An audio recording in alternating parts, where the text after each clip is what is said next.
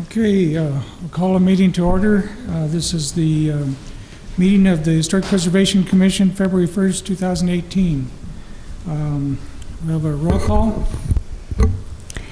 James McDonald. Here. Jolene Brink. Here.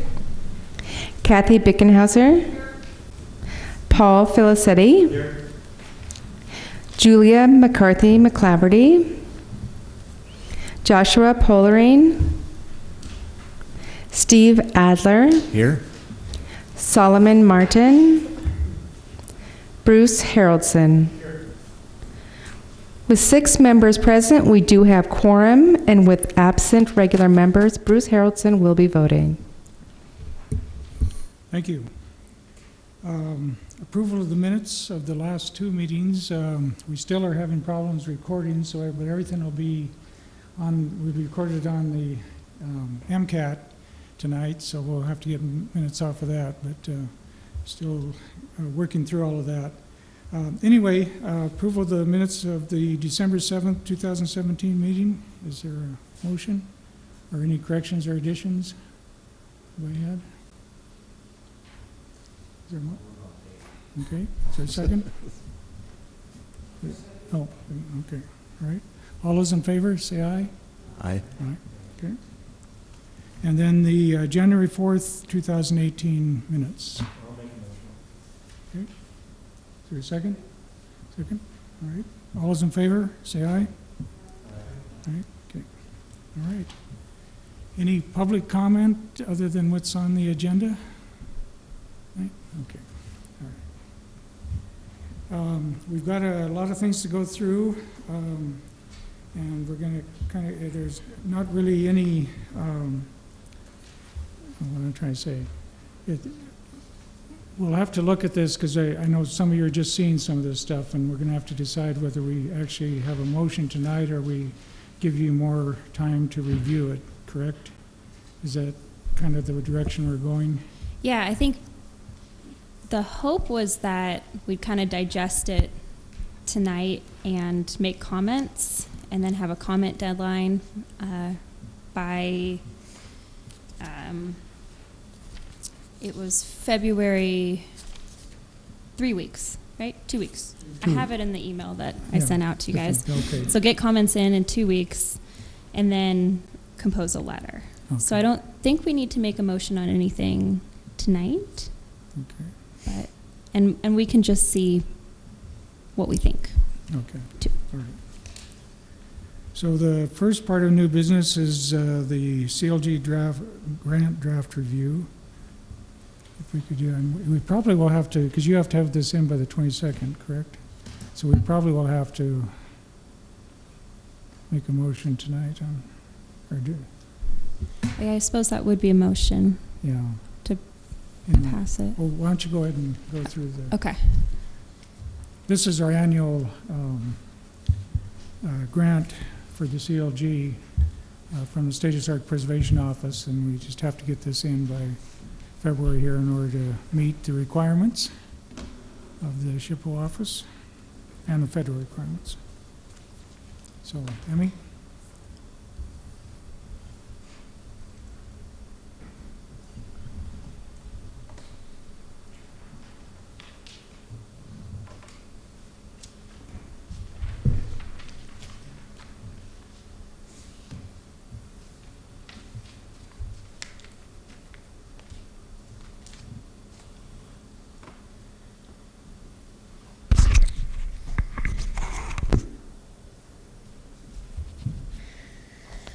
Okay, so as Jim said, this is our grant application for the Certified Local Government Grant, and it's also more so than the money, it's us almost reporting that we're still on track for CLG guidelines, which is Certified Local Government. So just a little background for those of you who don't know. Certified Local Government is run by the SHPO, the State Historic Preservation Office, and SHPO is overseen by the Department of Interior, by the National Parks. So the National Parks releases funds every year to every SHPO, and then every SHPO releases funds to CLG local governments. So we are one of those. And what makes us a CLG is that we have a Historic Preservation Commission, and we have a Historic Preservation Officer, and we have listed buildings. And then part of the process is we just need to agree that the application is good, that we have everything, and it's included here. And then we'll send it in, and it's due February 21st. So it's just a little background about the CLG funding. Each year, this is from SHPO, they're required by the National Park Service to pass through at least 10% of their funding to CLGs. So this year it'll be about $80,000, and there's 16 CLGs in Montana, including us. They're really stressing public outreach in the coming years. So, exactly what we've been doing, which is reaching out to the public, Missoula Memory Project, the tours, getting people engaged in what is historic preservation. And we're asking for $5,500, which is the maximum ask. And this is just the general schedule for being a CLG and reporting to SHPO. And these are the things that I, as the HPO, follow. Make sure that we're current with our reviews and our reports, and there's semi-annual reports, and it's just letting them know that we're on track with the funding and with everything that a CLG does, which is oversee our historic resources as a commission. So what they're asking of us is just our basic contact information, and it's all here too. The scope of work, so what we plan on doing, what we do as our own Missoula CLG, our budget, our sources of revenue, and then signatures from the mayor, myself, and the chair. And then we also include our preservation plan, which is something I'd like to talk to you guys about. I put the preservation plan, I didn't have it ready when mailing was sent out, but I put this on your desk. And this is the preservation plan that we have for our CLG, and this I haven't really changed at all. I just updated it from 2012, which is the last time it was updated. And before that, I believe it was 1991.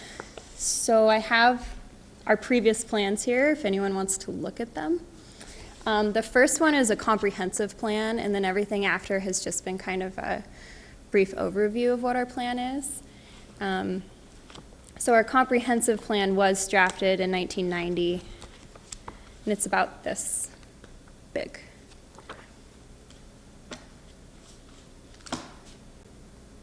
And then this is just kind of an overview from that plan. So for the scope of work, the HPO, I don't know, did anyone get a chance to actually read the scope of work? Okay, you can tell me what you think or if you have any suggestions or edits. Basically, I broke it down into 4 general categories: education, programming, identification, documentation, and ordinance updates. So kind of the main things that the HPO is working on. And then for you guys, the Historic Preservation Awards, whether we want to update our preservation plan or not, it could behoove us, it could not be time well spent, just something we have to think about. Downtown heritage, our historic resources, documentation, potential for new listings, the Bike Walk Bus Week, Historic Preservation Month, Missoula Memory Project, and things of that nature. And again, I kind of catered it towards the outreach piece, since that's the big kind of request for this grant this year. So moving on to our budget really hasn't changed since the years prior. And this is pretty much how it was last year. I believe we had a little bit more last year compared to this, but that's the breakdown. So we can spend for our outreach out of these things. The travel is if myself or one of you wanted to go to a conference, we can fund that. So we have lodging, mileage, meals. Professional services is for a consultant, if we wanted to hire a consultant for updating our surveys or doing something like that. And supplies and materials, generally that's for historic preservation awards, any sort of outreach we want to do. And then printing and postage and everything else does have to cover all of our permit costs. So legal ads in the newspaper, sending out mailings to interested parties and neighbors, and everything that's more kind of office related does come out of this budget.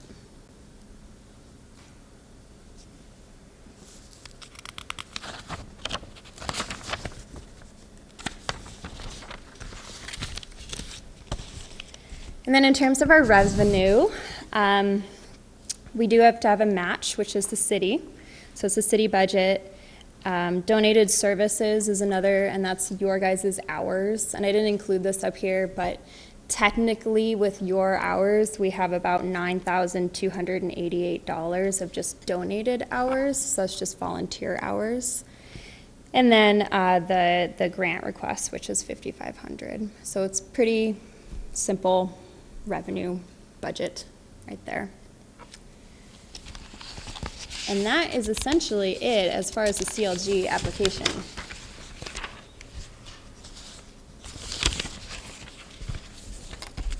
Any questions? Yeah, I have a question. So the county isn't involved in funding source of any? Mm-mm. So in terms of the written description of it, it's always city, it's never.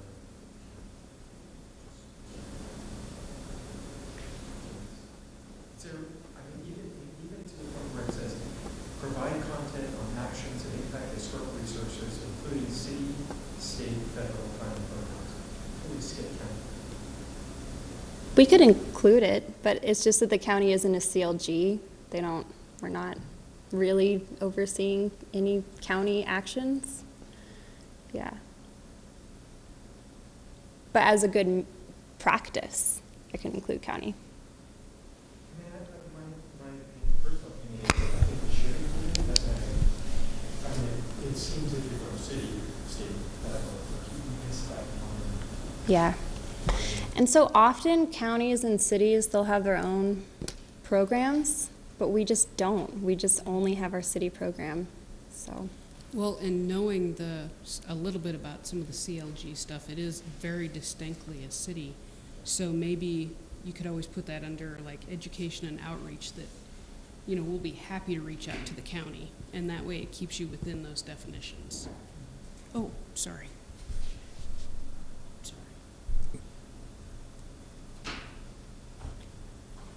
Yeah, I like that idea, that because there is a possibility that there could be, yeah. I think in the past, when called upon, we've worked with the county just in goodwill, and I'd like to keep that going, but I don't know that, it needs to be officially stated if the kind of chain of command is city, state, fed. But I like your idea of adding it in somewhere to say, hey, yeah, we help out when need be, when called on. Yeah. Mm-hmm. Yeah, I like the idea of putting it under education because it is outreach. Yeah. Yeah.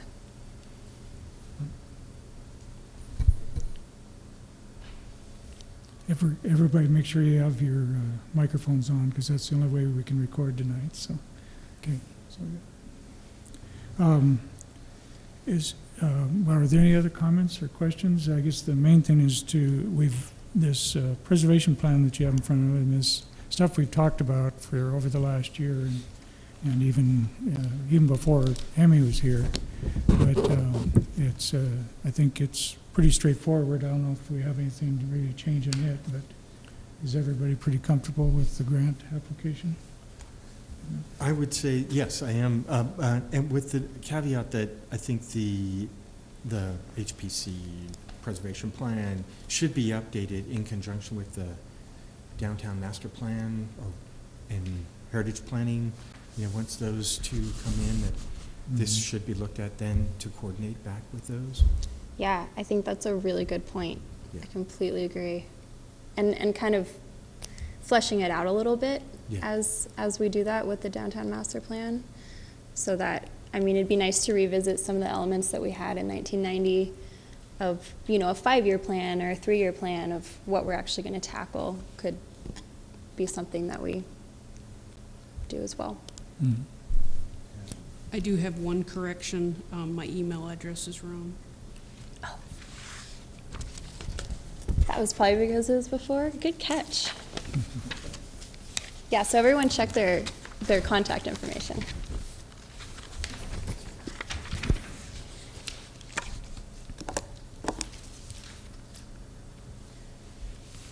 Okay, any other questions or comments? I was reminded today about what several of us are doing in Mike Monsos' class, preservation class. I was wondering if that was worthy of listing under education, because we as probably half or over half of us are going to be in Mike's class at some point, touching Yeah. on some aspect of preservation. And it's kind of an annual ritual, I guess. So, Yeah, that's a good, I'll add that. yeah.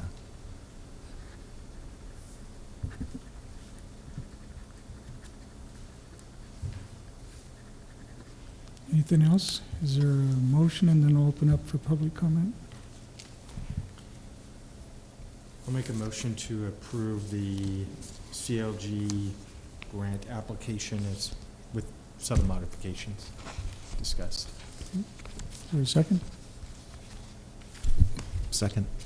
Okay. And also, is there any public comment on this motion? No? All right. Go ahead and call a vote.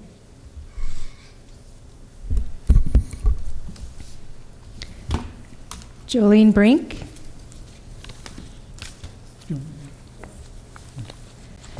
Kathy Bickenhauser, Paul Filicetti, Yes. Steve Adler, Yes.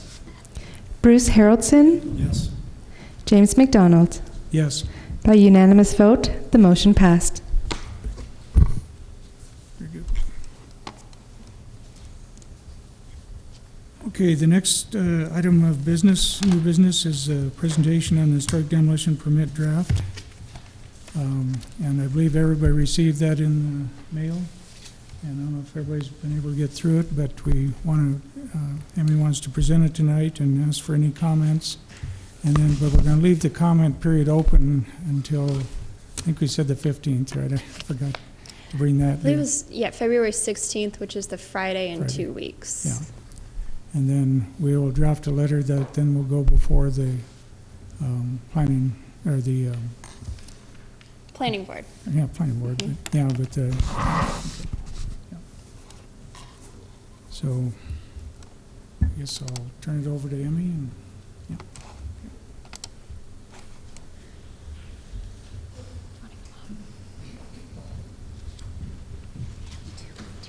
I guess Gwen's gonna be for this.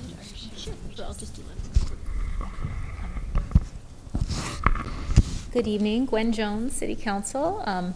Emmy and I worked on this for months and had a lot of input from different sectors in Missoula.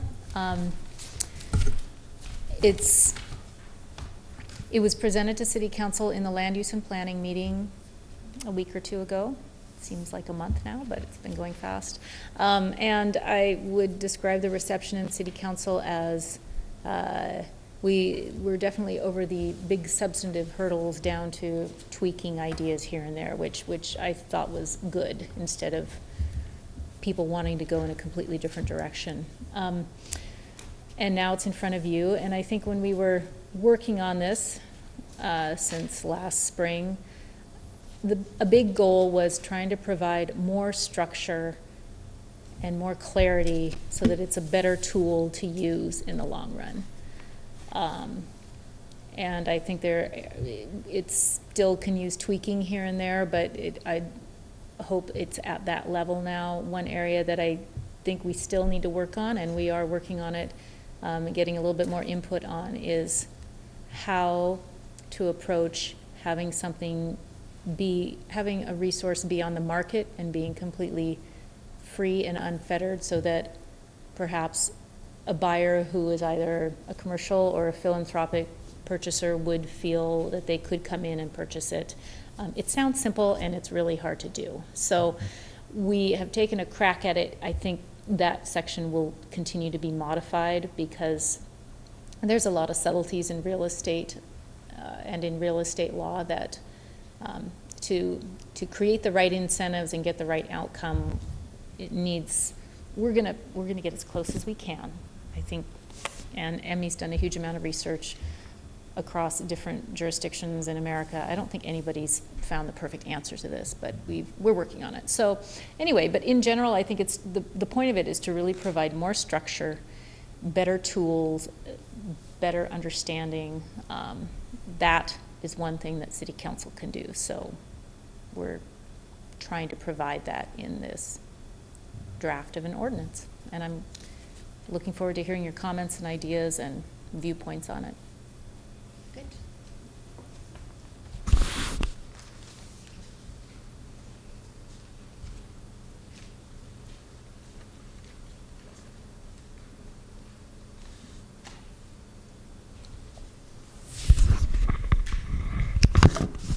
So yeah, just to follow up on that, this is, where it stands now is based on a lot of research, such as drafting effective historic preservation ordinances. It's a good read if anyone's interested.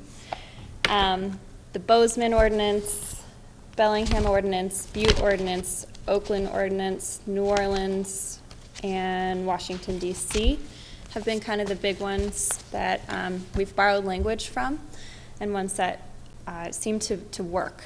And again, what Gwen was saying is we want to give the HPC a toolkit that actually works. And that's learning based off the past and our discussion in August when we had a special HPC meeting about what didn't work. So it's really just trying to flesh out the existing ordinance as it is, but what caused a lot of confusion. And it's just subsection J of our existing 2085-085. So we're just completely erasing what J was and putting in new language. And this was the presentation that I gave to Land Use and Planning on the 24th. So I opened it just by saying, you know, the intent of historic preservation, as we know, is to protect these resources in our community. We only have 62 of these resources. We've only torn down one, but we are growing. So as we grow and we experience these growing pains, how can we move on in a way that is proactive and that our, you know, local government has the right tools to work within that? So you might recognize this. This is our existing ordinance as it is right now. And I highlighted those things that caused problems when we were going through it. And that was basically the term consulted. What does a consultation really mean? Good faith effort. What does that really mean? Finding an alternative. That's a huge, huge thing that you were tasked to do. So how do you do that? Good faith effort to find a purchaser. 30 days on the market. Prevent all reasonable economic use. How do you establish that? And what is supporting documentation? And then the increase of time. So one big request was instead of 90 days to give you more time. So we've written in that it would be a 120-day review. And then mitigation also, which is barely covered in our existing ordinance. So one way that I went about kind of researching was what is the historic preservation legally tasked with when it comes to this, and what you guys as a quasi-judicial entity are tasked with is establishing whether an economic hardship is occurring. And that's breaking it down to takings claims, Supreme Court cases, economic profitability, and within the reasonable return, economic viability, and all these words, is there a reasonable alternative? But we have to prove that through economic feasibility. So that's the task at hand. And I think that, one thing that we kind of learned is that previously we didn't really have the right tools for establishing that economic feasibility. So that's what a lot of fleshing out here was requiring additional things to be turned in to be evaluated. So again, the main things, reasonable return, economic viability, rehabilitation feasibility, and whether there's a possibility for new ownership. So one of the first things that we did was add an intent statement, because we didn't have that. So what is the intent of this? It's to protect our resources. Applicability, who does this affect? It's for our individually listed resources in Missoula. And then definitions. So we have definitions of these things, which we didn't have previously. So we have demolish, economic hardship, evidence, bona fide or good faith effort, and relocation as far as it applies to this specific subsection J of the ordinance. So, if you want to follow along,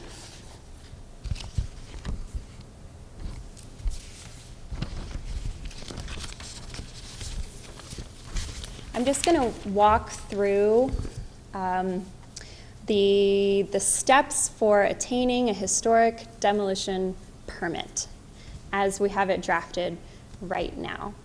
And really, like I said, we're just fleshing out what is existing in J, and just making it so that we know what it's requiring. So the first thing is a pre-application consultation, which usually I do with all applicants for alterations anyway, but it's never actually been codified that you have to meet with the HPO before you even take out an application. And we're saying that the applicant should meet with the HPO at least 30 days before they even submit an application. And during those 30 days, they'll consult with SHPO. And I reached out to SHPO. Right now we have that consultation. It's section 7, I believe. Includes a letter and hopefully some follow-up.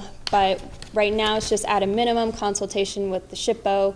She'll be in the form of a letter requesting comments on the proposal. But I'm waiting to hear back what SHPO would like to see there. So that's just kind of a filler until we know what SHPO deems as good practice. Because can I interrupt, or should we wait till the presentation is over to comment? Let's wait. Why don't I wait? Okay. Write them down, because I'm sure there's going to be a lot. And then also during those 30 days, they're going to have to come in and give an informational presentation to the HPC.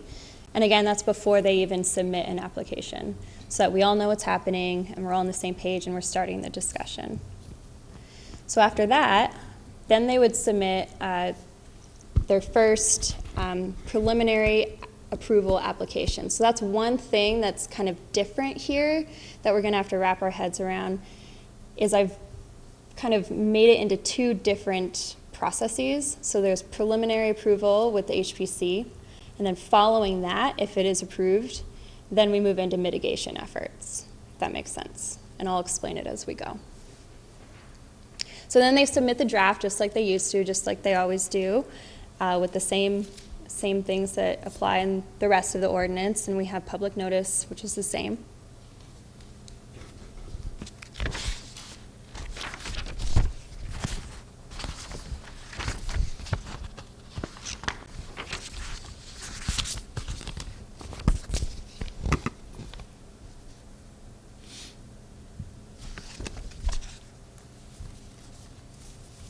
Which brings us to the public hearing. And so at this point, this is our first kind of major step, and this is what the HPC is reviewing. And they're reviewing these 4 things.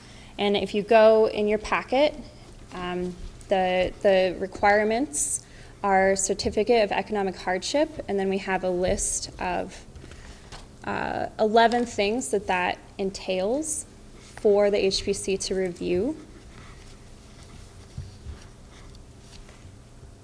And again, you guys, this is where we want to hear what you have to say, because you've gone through the process and you know what it's like and whether this would be helpful. And I took this language from just best practice for writing demolition historic preservation ordinances. So this is best practice. So they have to turn in that, and then they have to turn in a feasibility study. And the feasibility study is basically assessing whether it can be rehabilitated. So for that, it's a written statement and itemized cost list from a licensed engineer or architect with experience in preservation as to the structural soundness and suitability for continued use, renovation, restoration, rehabilitation, and as well a written statement and itemized cost list from a land use professional, such as a real estate consultant, appraiser, other real estate professionals, as to the economic feasibility of the preservation or rehabilitation of the use. So that's also in addition to the certificate of economic hardship, which is all of those just monetary things that we're requesting. And then the last thing is the bona fide attempt to rent, sell, or relocate resource. And so that's where we're still kind of working out the quirks of that one. But originally we just had it that it had to be listed for 30 days, and that was all it said. And so now we're bumping it up to 90 days, and 60 of those days can happen before the permit is deemed sufficient by the HPC or HPO. And then 30 of those days has to happen after it becomes public knowledge, so that the public has a chance to see that this is for sale. And then we included language that it has to be advertised by a real estate broker. It can't be under contract unless by an interested party who will not demolish the building, and then resolution of sale. And that, I'm sorry, that was 60 days? 60 days was before it becomes public information. And it can be 60 days. So if they haven't done it, then they do have to list it for 90 days moving forward. So it has to be listed for 90 days, and at least 30 days of those has to be from when it becomes a kind of a public issue, when the application is deemed sufficient. Yes. Okay. Yep. So they could run it out longer in either direction if that's the case, but those are the minimums? Mm-hmm. Okay. Yep. Yes. So we're at the public hearing, and you, the HPC, is reviewing based on this evidence as to whether you deny it. So you assess that, you know, it's feasible to find an alternative. We can find an alternative economically. It is rehabilitated. We can do that. Or you can preliminarily approve to demolish the building. And that means that you do have the say of it's either passing or not passing. The preliminary approval is only so that after we've established whether there's an economic hardship or not, then we can start talking about the mitigation efforts. And another thing too is we just want to point out that the burden of proof we've written is on the applicant. And it's also, we wrote in there that the HPC has the ability to seek outside third-party counsel in whatever they would like.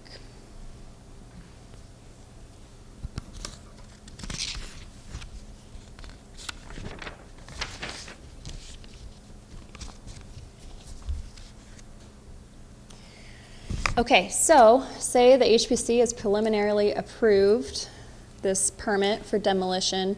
Now we move into the second phase. And the second phase is for final permit approval, and this is pretty much all new.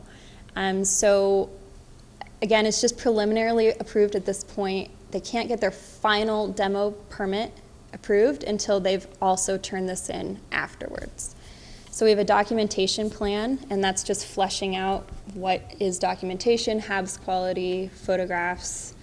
You know, before the building comes down, they have to document it. Mitigation plan, so again, just fleshing out what are proper mitigation efforts, and we've listed it here.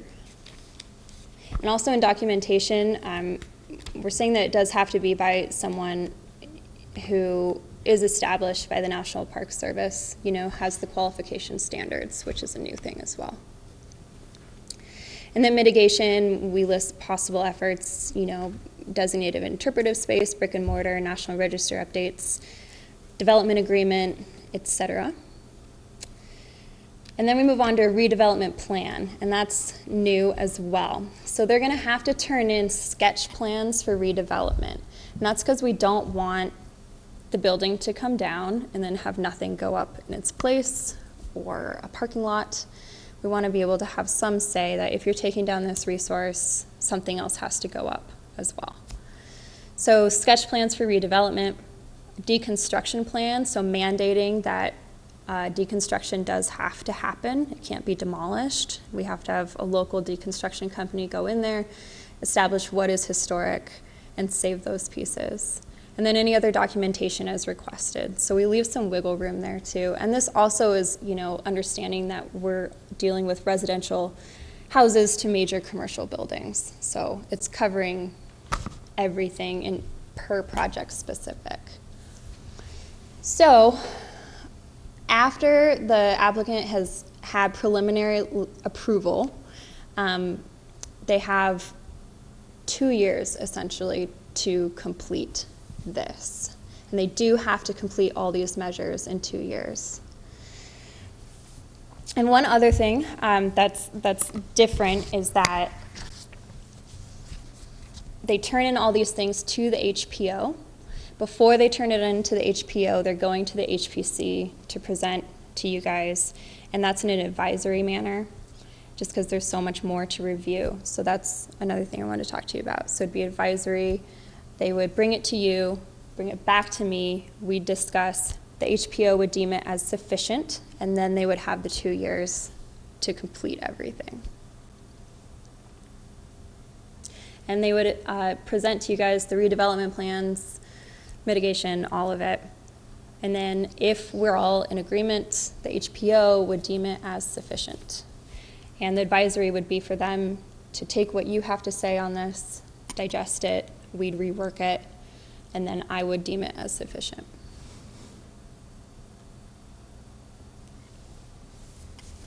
So moving along, the HPO say they've deemed the second ring of mitigation, redevelopment and all that as sufficient. And then they go out and they do it and they bring it back. If everything substantially complies with what was deemed sufficient, then the Historic Preservation Officer can give the final approval for the final demolition permit and the building permit. So you have to submit a building permit in order to get a demolition permit. So they're tied, they're linked together. So it's never not gonna be one or the other. Or if they didn't comply or substantially comply with what was deemed sufficient, it would be denied. And this is actually following the same process that we did do with the development agreement with the MERC. So it was the HPO who reviewed for compliance and reviewed the mitigation for compliance and the documentation for compliance and the building plans for compliance too. So this is just codifying that process, that the applicant will always be held responsible for these things.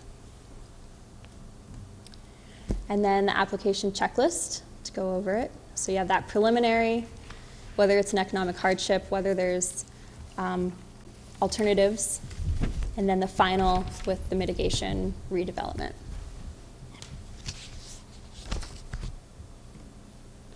And then we have exceptions, and again, that's just to give us some wiggle room. If it's a small, single family dwelling, we probably don't need to go quite as far and thorough.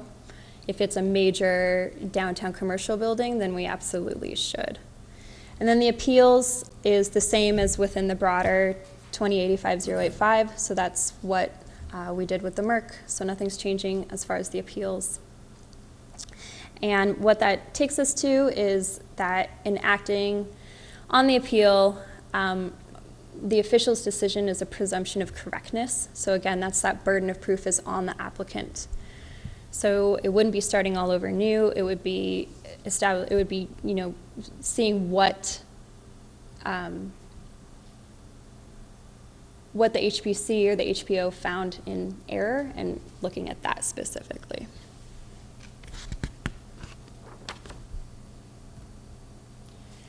And these were just some notes that we got back from land use and planning.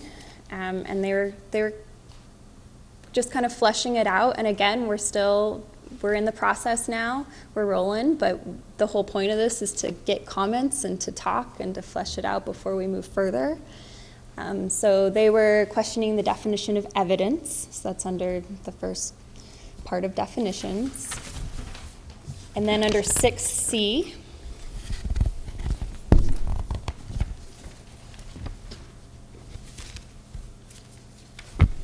which was basically how the HPC review criteria. And this was, again, something that I found in writing effective ordinances. And they were questioning us, do we need to define, what is sufficient, what is relevant, what is competent, what is credible? So kind of thinking about, do we have enough definitions moving forward? Do you guys feel like you have the toolkit moving forward? And for the feasibility assessment, so for what the applicant has to turn in, one council member mentioned maybe requiring 3 or 4 firms do these studies so that it's not biased on one firm or another firm. A good comment of not just a Missoula newspaper when it comes to listing, but a multi-listing national, which was good idea. And then for the deconstruction, mandating not just the historic features, but the entire house, as far as the zero waste policy and recycling and good practice. So that was a lot, and that's where we're at right now.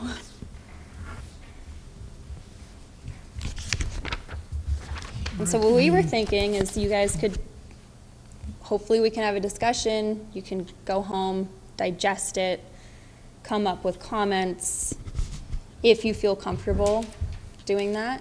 And then Jolene and Jim could write a letter to planning board moving forward. Yeah, and I have a question on that right now. When are we trying to meet the next planning board meeting? Is that okay? I don't have us tentatively going to planning board until, I believe, April. Okay. March or April. I guess so we could. We're not planned yet for planning board. I guess I'm thinking that maybe we don't write the letter now. We maybe need everybody to review this and come back to the next meeting and come up with kind of our final, and then do the letter rather than try and hurry it up in 2 weeks here. Does that make more sense now? I know we talked about doing this quickly this month, but I think we should really, if people have comments or things we need to consider to put in here, I think we need to flesh those out a little more before, if there is. I don't know where people are at, but I've got a couple comments, but things I just have questions of. But I'm wondering if maybe we should have the next meeting, get an approval of the commission, and then we can write the letter with supporting it much easier. I think that might be better. Does that make sense? Yeah, we can do that. Yeah. I thought we were trying to hit a meeting in March here or something. And so, okay. So I think we need to look at it that way. But are there any questions or comments? And go ahead, Steve. I have a whole bunch, but I don't want to hog the meeting either, so. Would it be easier maybe that we submit a bunch of them to Emmy? I mean, can we, because you're going to have a bunch of comments, and I think we all will. Is the goal to get through all of our comments tonight? Tonight is just kind of general discussion. I think we can at least start throwing them out there, and I can kind of race through mine, because it's not like I have a whole thesis on all of them. But Well, go ahead. and okay.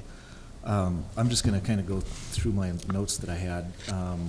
One thing is I'm a little concerned about so much focus on the economics of projects. We're a preservation board, and I think we should be looking at the integrity, the value of a historic resource to the community, when it comes down to talking to somebody about what to do with the historic resource, being able to help them and point them out and saying, this is what's really important about the historic resource.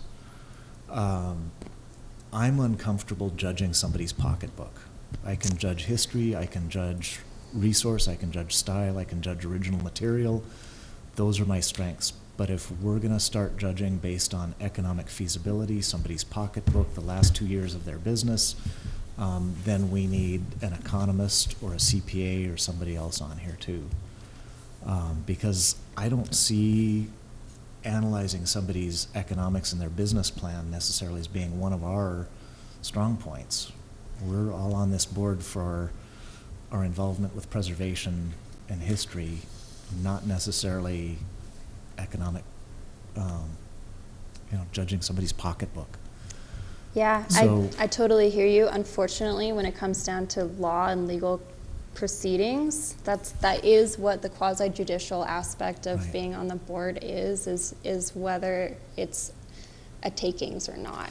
And that's why I like the fact that in your presentation you had the quote, economic hardship is defined as consistent with the legal standard for an unconstitutional regulatory taking. I think if that becomes our bottom line and we actually put that paragraph in there as our guidance, our mission, whatever, so that whatever we do in judging economic factors, we're looking not so much, is this economic factor good enough, bad enough, high enough, low enough, does it get back to a taking or not? Mm-hmm. That I can handle, I Mhm. think. But when we look at things, because to go through here and say, okay, in 3 definitions under economic hardship, in the case of a low-income owner, do I judge who's low-income enough or not? Yeah, that's a tough one. Do I as a board That's a member? good And then one that it we're says, trying to flesh what is out. an onerous and excessive financial burden? I'd much rather be talking about whether something is or isn't a taking, but Well, am I think am I that's as a member of that's this the board same judging thing. on whether that person is too burdened financially or not? That makes me uncomfortable. Okay. Take a crack at it. Go ahead. So I think that question goes to the very essence of this commission. And it's kind of an identity question, because the bottom line is, if you're going to be quasi-judicial, you have to address the economic issues. And I understand it is not maybe the forte, but that's why you're going to have to call in other people or call for help out in the community if you need that analysis. If you don't want to deal with the economic issues, then it's not going to be a quasi-judicial board. And these decisions regarding demolition of our historic resources will be decided by city council, who does not have the lens that you look through. Yeah. And if that's, so it really goes to the very essence of this commission. In my mind, I, as a citizen of Missoula, want this board making these decisions. Is it difficult? Yes, but you're going to have to communicate and reach out to get the information. I mean, you're all well-educated. So you can, if you can read, you can do it. That's the way I see it, painful as it is. And it's going through the analysis, and that's why it's so structured. So there's, the 7 documents, and then you will go through them, and if you need more, you reach out and get more. But if you don't want to do the economic analysis as to whether or not this is going to, the taking is the constitutional underpinnings, and that's where all of this law bubbles from. But if it is not economically viable anymore, then the owner has a right to move the property forward into a different form. And for a local government to stop it would be a taking. So that's just the basic, I don't know how, you know this, I'm explaining something that you know better than I, but you kind of can't have both. You're either going to have to be quasi-judicial, which is what I think should happen. This is a university town. We have well-educated people. We have incredibly well-educated people sitting on this board. You guys should be making this decision. There's an appeals process. There's always going to be a safety valve, but if it's a solid decision made at this level, it would stand. Okay, So well, I don't know how else to answer it. I'd like to say I understand the concept of a takings, and we can always use more education on it. At least I feel like I can. But I don't want this board stopping short and looking at somebody's pocketbook and business plan without linking that right down to the very bottom line of, does this constitute a takings or not? Because I think that's something we got mixed up in previous applications. One in particular is, you know, was it good enough? Did they make enough money? Could they economically make this project work or not? And to quote the developer, several times said, well, somebody else may be able to make a go of it, but we can't. Well, that just, in my mind, shot his whole burden of proof. But then we kept the discussion at the level of, is this workable, is this not is it a takings? Does this really filter down to, if we do this, this will be a takings?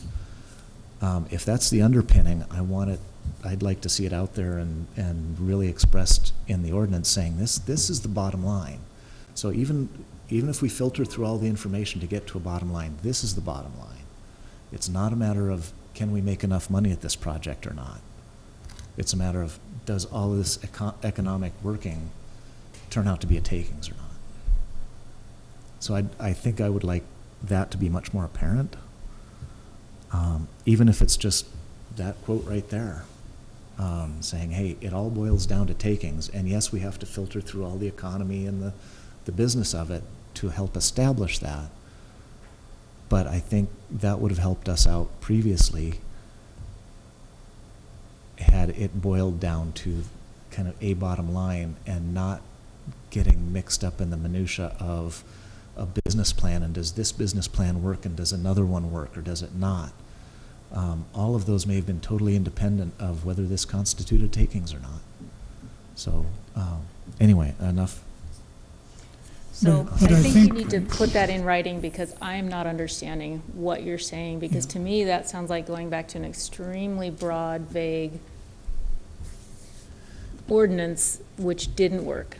And So if What- that's what you want to go back to, I think that's a very different analysis than having an extremely structured ordinance full of definitions and fleshing everything out. Because to me, figuring out how you get to a taking or not, you have to go through multi-levels of analysis. When it's And- broad, it's simply a philosophical question. And And what I'm- that's what didn't work. So I What- think maybe you should put it in writing, and then we can digest it further.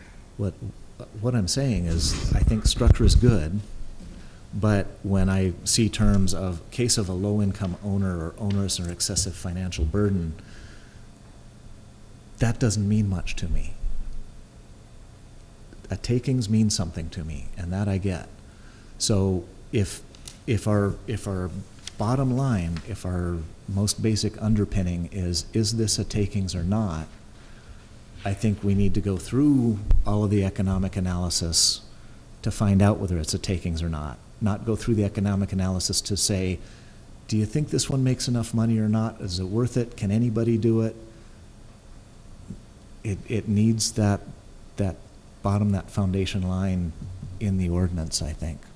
So I'm comfortable going through analysis if we have a bottom line there, but I don't want to just stop halfway down the ladder of structure and not get to what the ultimate bottom line is supposed to be legally.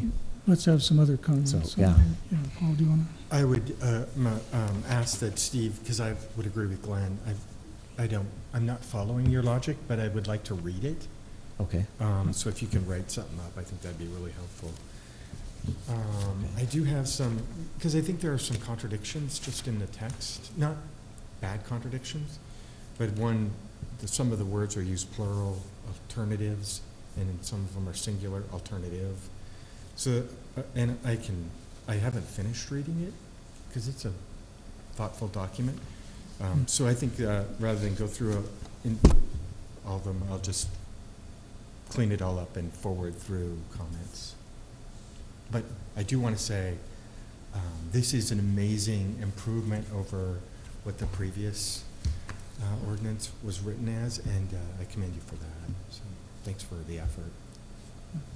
Go ahead, Julie. I have some questions about, and this is interesting, seeing this alongside the budget that you put forward earlier. I just want to see if you could clarify. And maybe it's stated, just when we give public notice, does the person applying for the permit, are they paying for that? We would pay for that. Would that come out of our budget? Would they pay for the cost certificate of economic hardship? They would. They would Yes. cover that. Mhm. And then just my final question, just about resources. I know that you're very busy doing a lot of things, and so I'm curious, when you add a pre-application consultation to this, do you see this impacting your time or resources in any way? No, because I already do that with every applicant anyway. So this is just a way to get that on the books. So, yeah, that's kind of how we should do it, and it's how we already do it. And so I'd say no. Okay, thank you. I just want to say one thing. I think the whole thing here that you're really stressing is the burden of proof is on the applicant. And they have to go through, they have to do the feasibility studies. They have to do the things to show why or why not it would work. And then we can evaluate that. And I think you already have said that we could bring someone else in, whether it's somebody that's doing, free of charge or whatever, or if we had to, I suppose we could come up with actually hiring someone to look at the feasibility study and really inform us about it. So I think it's covered here where it wasn't covered in the original ordinance, and it wasn't defined. I mean, we kept saying, you got to put this on the market. Well, we put on for 6 years and nothing happened. So, well, that's not the point. The point is that whether they had it on the market for 6 years or whatever, they should have started at this point to make it work for the 120 days or whatever it might be. And that's what we couldn't get them to do. They just kept falling back on we've had it on the market, nobody's gone after it. So, and I think that's where this is defining more of those things that we couldn't even really address in the MERC. I'll just say that. And I think that's what's really important here. I think this defines it much more as what that burden of proof for the applicant is, that they have to do these things in order to make it work. Is that correct? I mean, is it? Yes. Mm-hmm. Okay. Yeah, go ahead. Did you say, and I think you just said this, we can seek out third-party counsel. Does that include legal counsel? Okay.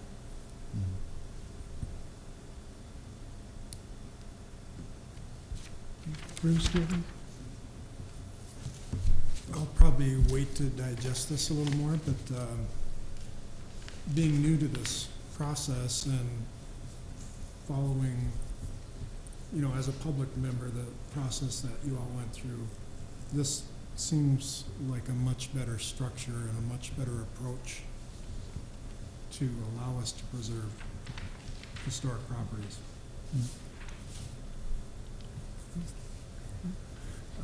I spoke with somebody recently, this is maybe a little off topic, but as to what it applies to.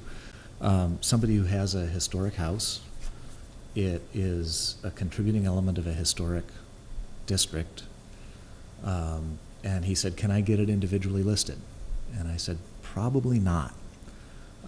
Because the keeper in Washington doesn't like duplication, and if you're already a contributing element to a historic district, most likely you won't be granted an individual listing. Is there a way that if somebody has a historic property that is recognized, it's contributing, but would like to have this protection on it, but they likely won't get it individually listed, which is our criteria, is there another way that they could come forward as the owner and say, hey, I want this? I know we can't force people to do it, and we really don't want to, but if somebody really wants to do that of their own accord, is there a way to do that? So there's not right now, but I really love that idea, so I wrote the language for that. Oh, okay. That we could have our own local listing that would apply to these rules. But it doesn't fall into category J. so it'd be within the broader 2085-085. So that's kind of, hopefully we'll get through That's J. farther down and the then road, we'll different section. kind of move Okay. into a different section. But no, I love that idea, Okay. and I have a list going of other writing for other sections. So Okay. Oh, yeah. thank you. Yeah. Mhm. Okay. But Good, I because should- that's what I was mumbling to Jim about. So, very Yeah. happy. But And while we're, thinking about this, feel free to send me, I'll add it to the list of other things for Okay. moving forward. Yeah. And I should mention, and it relates to my building, the Bluebird building.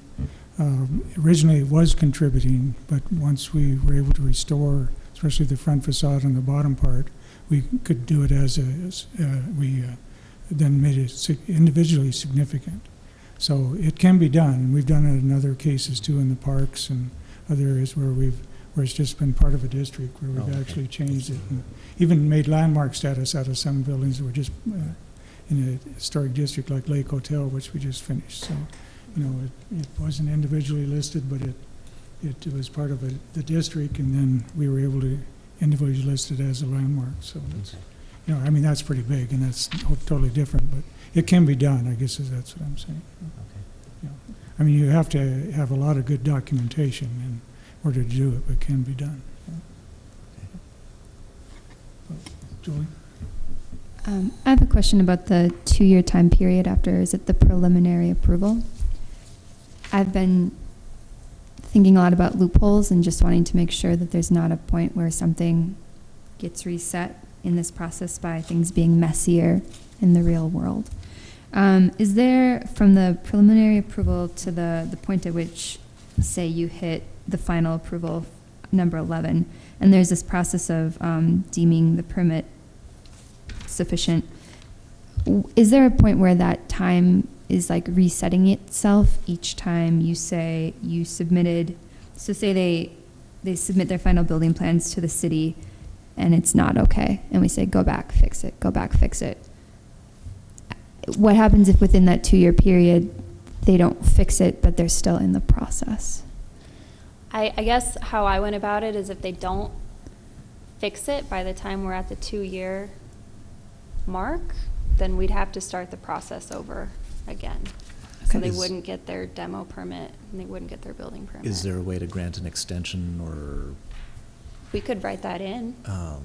because I'd hate to be working in good faith and just have it take a long time, and then somebody hits their 2-year mark and go, Yeah. oh, we gotta start over. So if there's a way to keep the momentum going, that would be nice. Yeah. Arguably, the codes do change. The building codes change every 3 3 years. years. 3 years. So, you would run into that as well Yeah. after a period of time, where your design is, you're gonna have to be designing to a new code. Yeah. Hmm. And I had kind of another question, getting from preliminary approval to final approval. Was wondering if it's a real direct application and it goes straight, I like the idea of having the preservation officer be able to finalize it and just see it through. But I'm wondering if there is, if you, as the preservation officer, have the ability to say, this potato's too hot to handle, it's got to go back to the board. Because I feel like the board should be the one ultimately responsible. And I have no problems delegating authority to a preservation officer for everything that should just be done efficiently. But if it's a sticky one, if it's, something's, borderline or whatever, do you have the ability to bump it back to the board for final approval?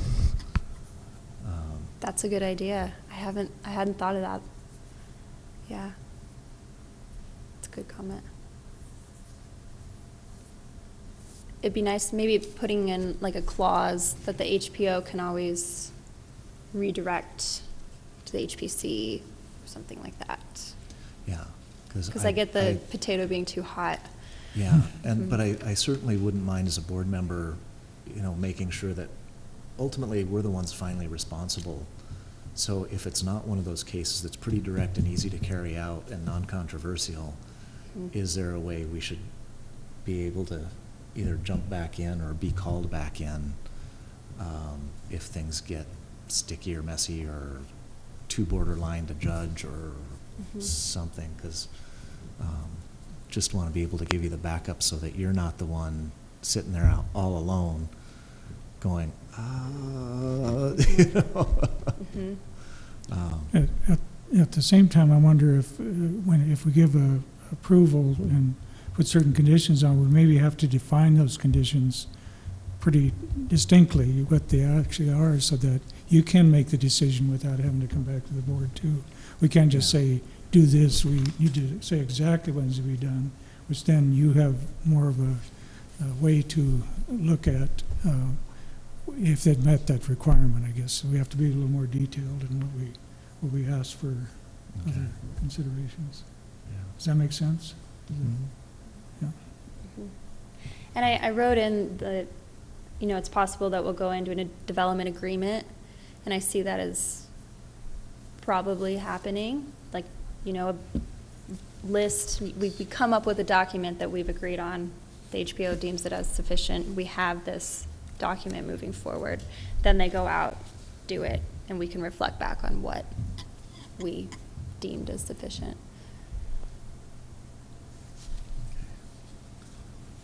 Could we have a copy of your PowerPoint? We do. I think it's in there. It's in the, it was on the, I must be looking on the for it desk then. tonight. Sorry.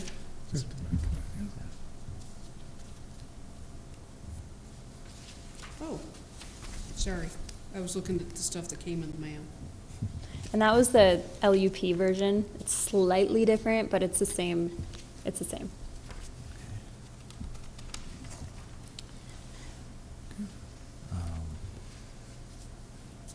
I just have one question, and this relates to the information that you're getting on from the client, or from the applicant, excuse me, as far as their finances and how they're doing all this. Some people don't like to give that out to the public, and I know MRA goes through that. When I was more involved in the MRA when they were downtown here, they had the director could only see some of those things and then report to the board where he felt it met the requirements. Is that something, I don't know if that, if that's something we're gonna have to define a little better, because some people are not gonna wanna get all their financial information out to the public, but they can give it to someone to review, and then that person can report to the board. And I know that's been done as far as the MRA. I think it still is. I haven't been involved with the MRA that much lately, but I think that's something we have to maybe clarify a little bit, so that someone's willing to give the information and then it can be looked at. So, Yeah, that's a really good point, and I'm planning on looking further into that. yeah. And also, just to clarify, we are technically only asking financial information about the property itself, so we're never actually asking, someone's bank account or how much money they have or anything like that. It's whether the property is reasonably able to still stand. Well, there's a couple things here, like annual gross income, Of the operating property, maintenance yeah. expenses, stuff. I mean, Yeah. it relates to the property, but I don't know if you, I don't know, I may be wrong in that. But I think I that's a really think good, it needs to be really good clarified. point. Yeah, somewhat, yeah. To add to that, I'm wondering how much do we need to know about, the last 2 years of finances? If we're, getting into the economics of something and is something feasible, it's really kind of from the present forward that seems to matter. Is there a reason we're looking for like the past 2 years of kind of financial dealings on that property? Right. Go ahead. Well, I think you have to have the context. In order to look forward, you have to be able to look back at least 2 years to see what's been going on, that they aren't able, they can't prove something into the future. They have to show you a history. So, I mean, this is a commercial building, these are my tenants, but I have these expenditures in order to keep the roof from leaking and I mean, whatever the analysis is, but this is my rental income that's coming in. I'm getting lapped. I'm getting lapped here and I can't make it, and it's turned into non-feasible situations. So I think you have to look at least 2 years' worth of priors to see what's in there. I mean, I don't know how else you're going to prove any of it. Yeah, I think that's a good point, and I think, you know, even though they may show that it's not feasible, if we have someone analyze that and look at it and say, well, it should be feasible based on you're just not charging enough for rent or whatever it might be. I mean, you need to look at that stuff and make sure that they're actually getting what they're supposed to be getting, or should be getting. I guess I shouldn't say supposed to be, but should be getting. So I think you really need to analyze that. If they're coming in and say, well, we've been at a loss for 2 years here, and then we need to have someone analyze that and help us say, well, you shouldn't be able, you should be able to get these rents for this property. Should be able to lease it for this, whatever it might be. I think that's where we have to really look at it and say, well, you're just not doing this right. Does that make sense? I mean, I think that's really what, you have to have some of that history in order to do that.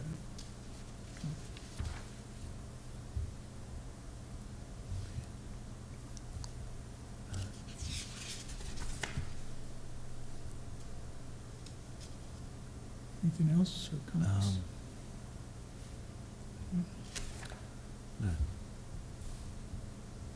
Okay. Couple more observations in section 6C, where it says, "Is the evidence relevant? Is it competent? Is it credible?"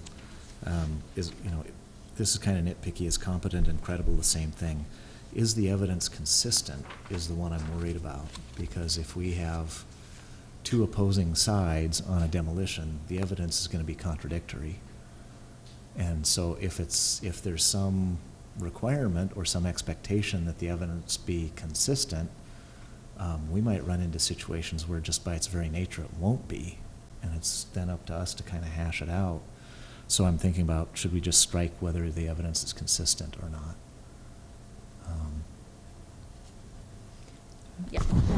And then, with, let's see, under 6, a period no less than 30 days and no more than 120 days is initiated for the Historic Preservation Commission to reach a decision. Is that the preliminary decision then? Okay, maybe just put preliminary, because I didn't know if that meant preliminary or final. Under section 7, when it says consult with the State Historic Preservation Office, I'm glad you're getting some sense from them about what they want, because I don't want somebody sending a letter saying, hey, I own 123 Main Street and I want to tear it down. What do you think? I mean, there's got to be some context, some knowledge they're imparting to the SHPO. And so, yeah, let's take what SHPO wants and put that in there for what needs to be in that consultation.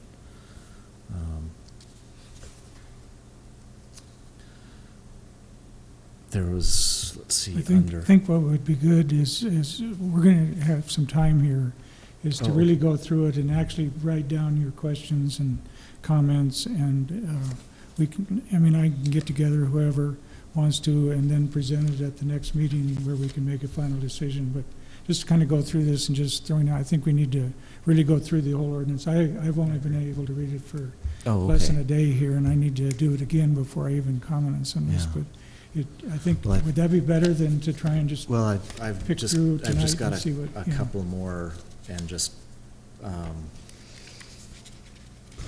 feel like maybe I should just ask while it's here, and then give somebody something to think about. Mhm.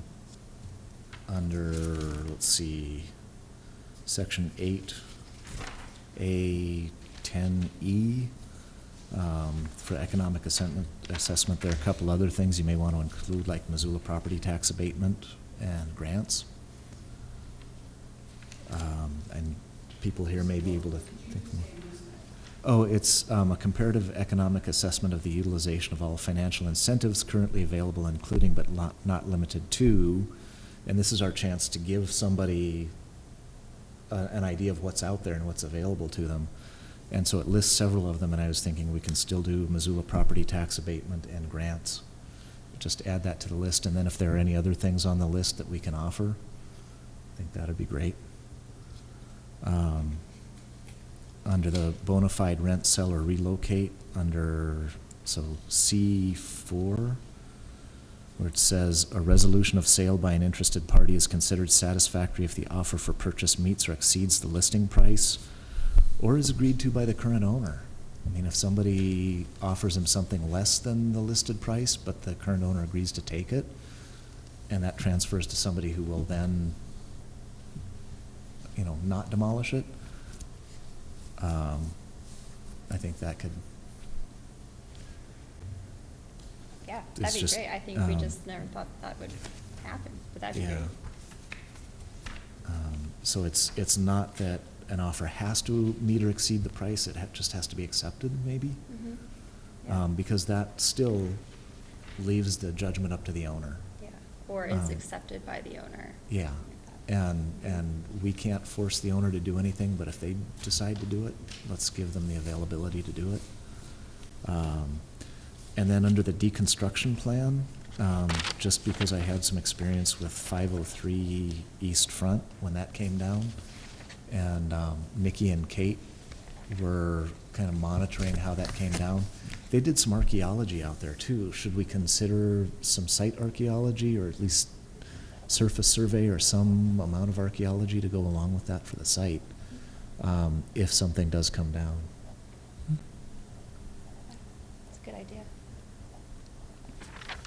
So I just wanted to address should we strike whether or not evidence is consistent? And I think part of the reason why we're putting this section in, trying to give you some tools for how to analyze the evidence. Oh, okay. So if the evidence is consistent, then you have a very easy decision to make.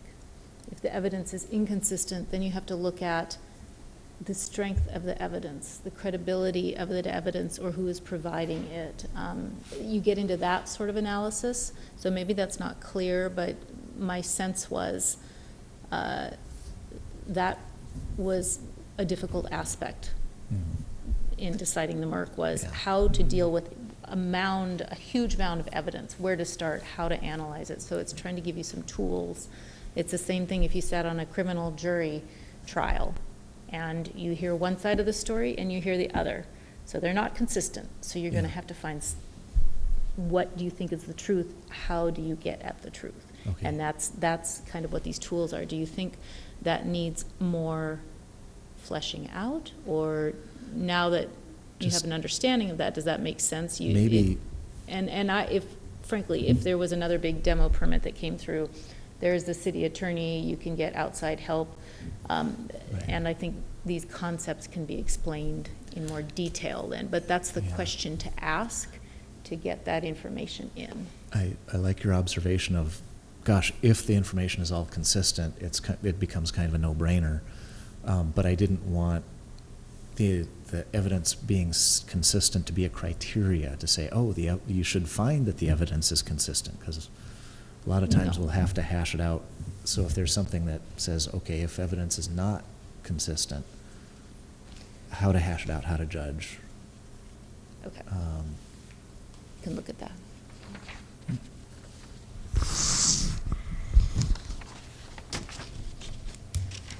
Anything else? Okay, it still would be good to get your comments within probably the next couple of weeks. Maybe 3 weeks, just to give a little more time, but don't wait till last minute, I guess. But have enough time so we can pull us together for the next meeting and come up with something that we can discuss and hopefully approve. So does that make sense to everybody? Yeah. So say we've had the 15th, which is 2 weeks from tomorrow, but let's make it be the, 22nd? 22nd. Make sure you have your comments in by that time, and then Amy and I will get together before the next meeting, which is on the 1st again, 1st of March. Is that enough time, do you think? Maybe is that okay, do you think? Okay. Yeah. Then I think we can address these issues and get back with a good presentation at the March 1st meeting. So, is that okay with everybody? I don't think we don't need a motion or anything on that tonight, but I think that, okay? All right. And just to be clear, you prefer that email comments to you? Yeah, that'd be great.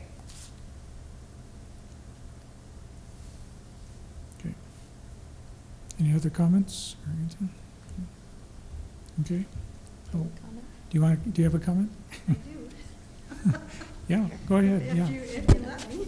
There's all of you. I just wanted to say that. Oh, you have to come up, Paige, you have to come up. I'm sorry. Yeah, I'm sorry. Page Good, Preserve Historic Missoula. Just the thought occurred to me listening to all this conversation under Section 8 regarding the, all of the financial requirements and previous 2 years records or 5 years records. If somebody's come to you with a project for a major commercial building, they probably have to have financing in place. And in order to get that financing, their lenders likely have all that information already. So it seems a little redundant to me as a outside observer that you would have to present it to the HPC as well. Does that make sense? So you think that they shouldn't have to turn in that information? I think if they've come to you and said, here's my financing plan, and in order to get that financing plan, they had to jump through these hoops with their lenders already. Well, I think the goal is just to get that information. If they already have it, that's great. We just need to Right. see that. Right, and I'm sure it doesn't apply in every case, but nonetheless, I just wanted to Yeah, say that. yeah, okay, okay. Thanks. yeah. Okay, thank you. Okay. All right, very good. Let's see. Going to old business, preservation plan. We've essentially talked about that, so that's, anything else on that? Do we need to? Okay. Education, public awareness. I have drafted requirements for the awards, and I'm going to put this under the education comments, but I wasn't able to get our committee back together to finalize this before this meeting, so we're going to need a little bit more time here, and I hope we can get together in this next week to do that. But I just want to, where we're headed is that we are going to have 7 awards. And it doesn't mean that we have to have all awards every year. We can take 5 or whatever we want to do, depending on what we get. But it's going to be commercial restoration, essentially National Register listed, work completed in the last 5 years, project has to be completed at time of nomination, complies with the Secretary of Interior's standards for rehabilitation, and sustainable in saving and restoring the historic character defining features of the building, and also reuse of historic materials. I mean, they're kind of the main bullet points. And this also goes into the next category, which is residential restoration. And we might define this a little better, but we're trying to get some points that they have to show that they've done this in order to nominate this for the award. The next one, the third one, is repurposing of a historic resource or adaptive reuse, but the new word is repurposing. So anyway, again, pretty much the same, but we also want to encourage use of the historic tax credits, maintain the historical significance and integrity of the building, sustainability and savings, again, like we're saving and restoring the historic character defining features. And then the fourth category is compatible new construction, and if it's within a historic district, completed in the last 5 years, has to be completed. Was a historic resource removed in order to do this new construction? We'd like to know that. And then, or is this just a compatible addition to existing resource? And we've sort of have design considerations of setting, scale, massing, and texture. And I think we want to look at that. The next category is, and I'm just throwing this out, I'm going to get this out to everybody once we have our meeting, but cultural landscapes is going to be everything that, like structures, signs, fences, vegetation, rather than have a fence award and whatever it is, a feature of some kind. But view sheds, lineal features including roads, boulevards, canals, ditches, curbs, and sidewalks. So that's part of the what we call Cultural Landscape Award. And then we have the 2 major awards of Dorothy Ogg Award, And I want to keep this to an individual in the community who has demonstrated preservation excellence and achievement in the last 3 years and has an ongoing contribution to the protection of our community cultural resources. And then the Centennial Award, now we need to discuss that one a little more, but Centennial Award is for a group or individual who has demonstrated a lifetime achievement in the protection of our community's cultural resources. So those are kind of the general categories. We've got to work this out a little bit. We want to get that going and do that. And then we have kind of what the nomination has. We can't depend on our historic preservation officers to go out and take photos and do all the research and all that stuff. I think the people who are nominating have to get most of that stuff done. And they need to, get the property owner's name, not just send in a deal 535 Evans or whatever it might be, and that's their nomination. They need to have more of that, reasons for nominating this property based on the requirements in the area above, and then before and after photos and things like that. We need to have the person nominating be responsible for a lot of that. I think that's really important, rather than just to throw out an address.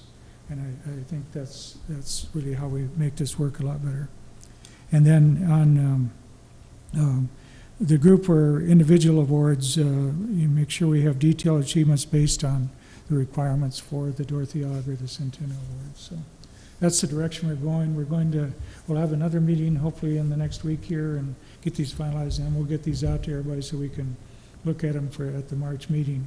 We need to probably get working on how we're going to do this all online, correct? And I know you've got that started, and so we can get it out and have nominations by the April meeting. We'll go through them. We'll give everybody a week or so to finalize their approvals of which ones, and then we can get them ready for the May, first Friday in May, which I forgot the date right now. But anyway, whatever it is, I think it's the 3rd or something like that. Have it ready for our awards night on that at that point. So, any questions or comments on this? But I think we keep it to these 7 awards. We don't come up with these new awards where we had 12 or 13 different categories because we couldn't fit it into some. I think we had to fit it into these 7. And like I say, we don't have to have 7 awards. If there isn't anybody nominated or anything, we just forget that award. We don't try to put something in there. So. Is there room in there for what I like to call sympathetic demolition? So if somebody just demolishes just an egregious intrusion into a historic district, that just the demolition alone would get them award? Okay. Anyway, any questions on that? That's pretty much, okay. Get that going. Where are we here? Staff report?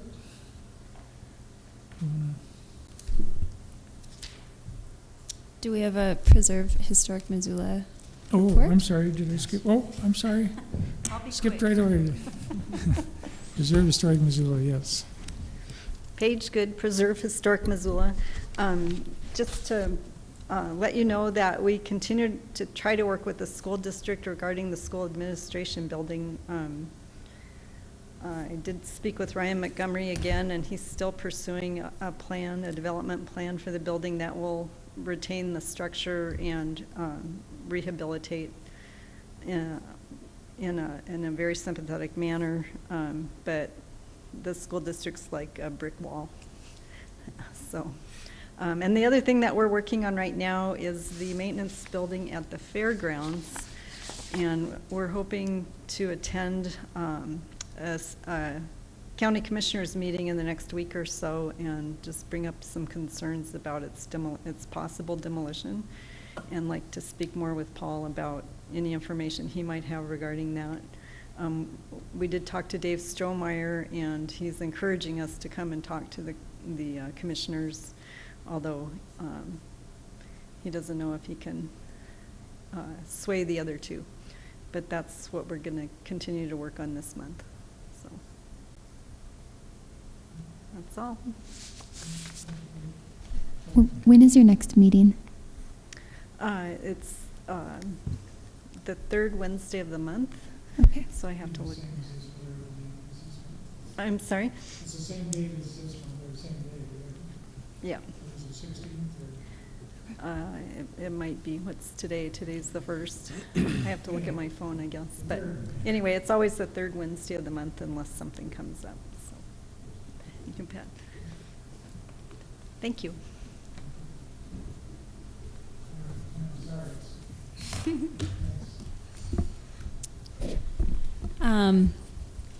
Well, my staff report is a little shorter this past month, and that's mainly just because I've really just been working on this.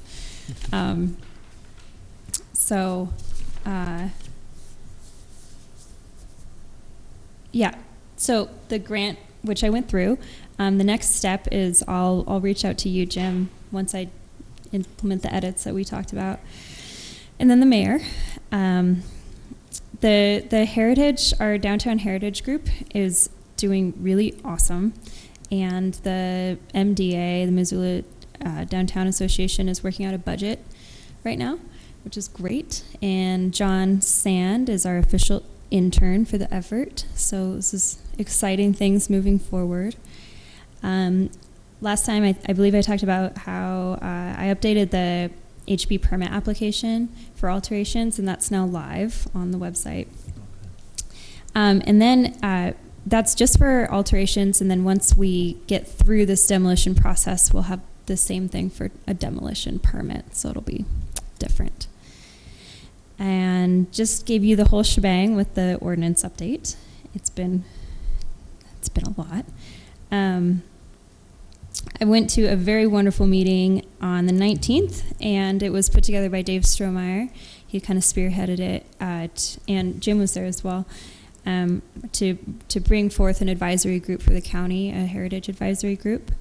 And it went very well. It was a big group of people, and we're agreed to meet in the spring upcoming and just kind of start that conversation. We're calling it a roundtable conversation, so then the county at least has some group that they can reach out to, even if it's just advisory in nature. It's getting that going.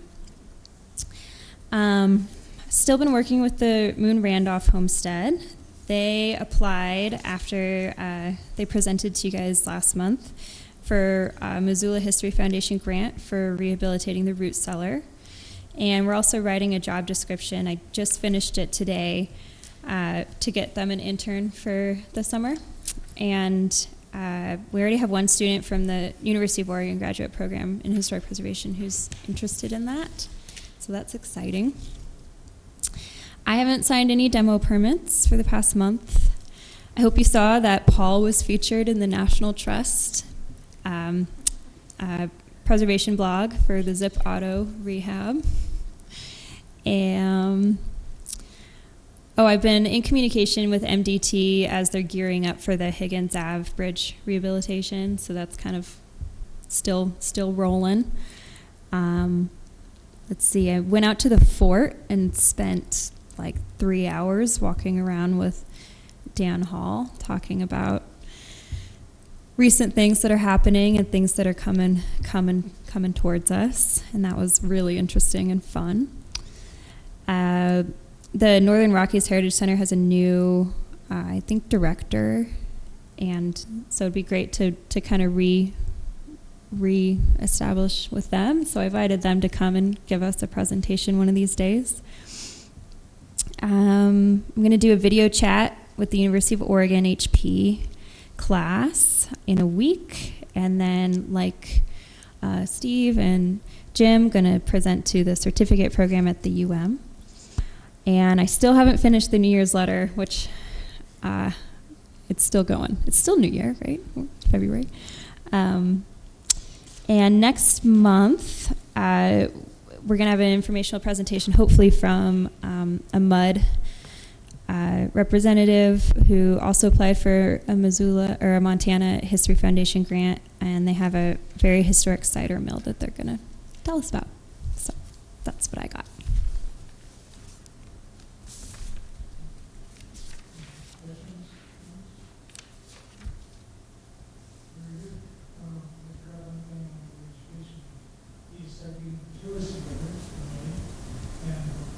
Saturday tours again.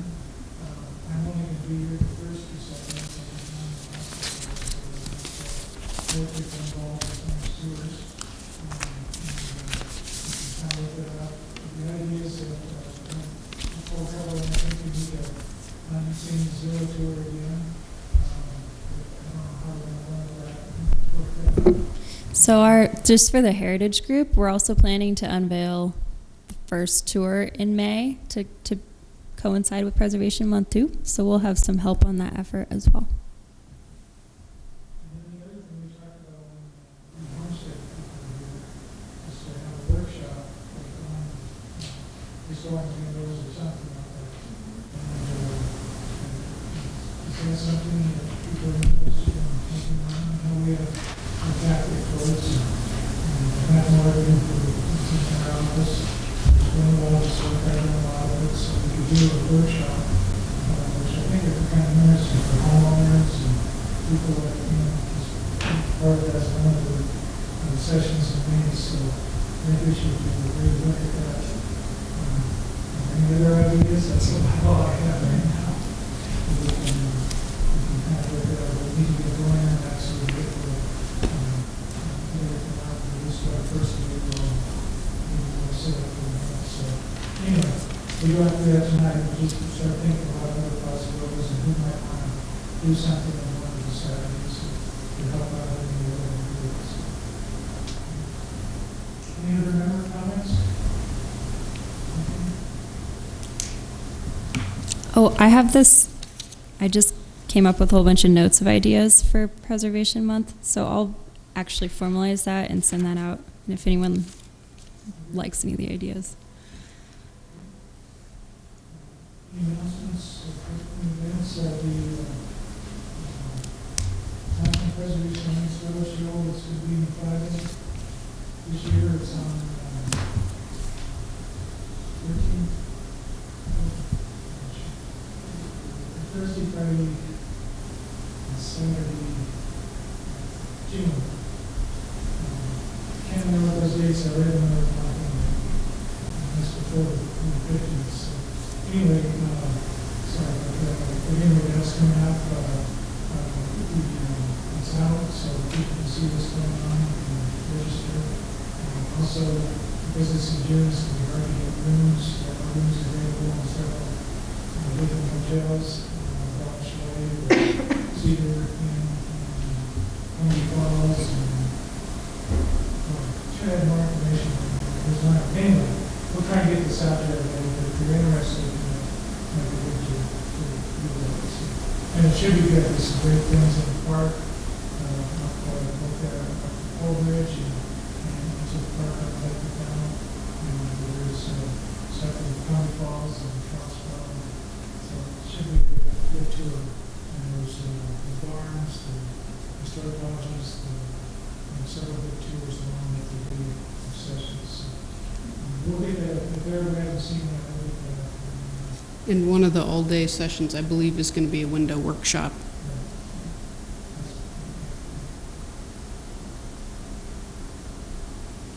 Okay, any other announcements?